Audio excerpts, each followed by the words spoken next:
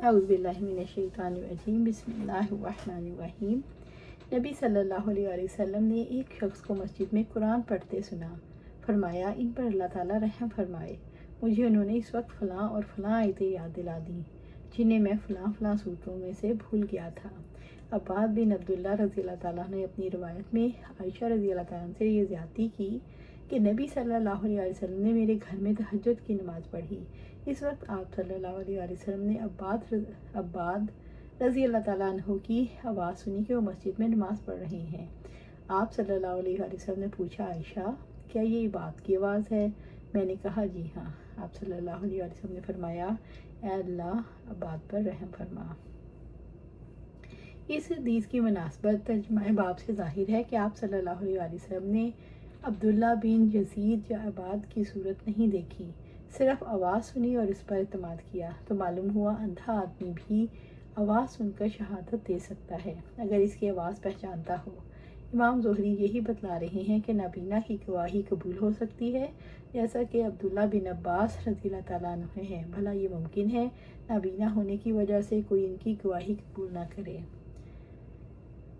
آپ صلی اللہ علیہ وسلم نے فرمایا، بلال رضی اللہ تعالیٰ عنہ رات میں اذان دیتے ہیں، اس لیے تم لوگ سحری کھا پی سکتے ہو یہاں تک کہ فجر کے لیے دوسری اذان پکاری جائے۔ یا یہ فرمایا، یہاں تک کہ عبداللہ ابن ام مکتوم کی اذان سن لو۔ عبداللہ ابن ام مکتوم رضی اللہ تعالیٰ عنہ نابینا تھے اور جب تک ان سے کہا نہ جاتا صبح ہو گئی وہ اذان نہیں دیتے تھے۔ اس حدیث کے مطابق باب سے ظاہر ہے کہ لوگ ابن ام مکتوم رضی اللہ تعالیٰ عنہ کی اذان پر اعتماد کرتے کھانا پینا چھوڑ دیتے، حالانکہ وہ نابینا تھے۔ اس سے بھی نابینا کی گواہی کا اثبات مقصود ہے۔ ان لوگوں کی تردید جو نابینا کی گواہی قبول نہ کرنے کا فتویٰ دیتے ہیں۔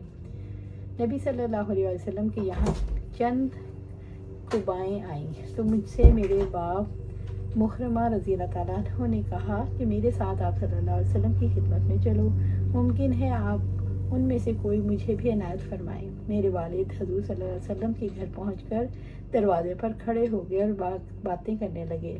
آپ صلی اللہ علیہ وسلم نے ان کی آواز پہچانی اور باہر تشریف لائے۔ آپ کے پاس ایک غوا بھی تھی، آپ اس کی خوبیاں بیان کرنے لگے اور فرمایا، میں نے یہ تمہارے ہی لیے الگ کر رکھی تھی، صرف تمہارے ہی لیے۔